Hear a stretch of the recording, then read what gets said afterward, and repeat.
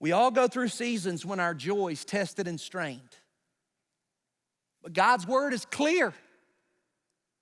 Permanent joy is in Christ alone. No one can remove this kind of joy. May First Baptist Church, Woodstock, be a church where people feel liberty to come and attend in their pain. Joyless seasons are real, but they don't have to be permanent. Grief is a process, and we all have scars, but your joy can be rebuilt.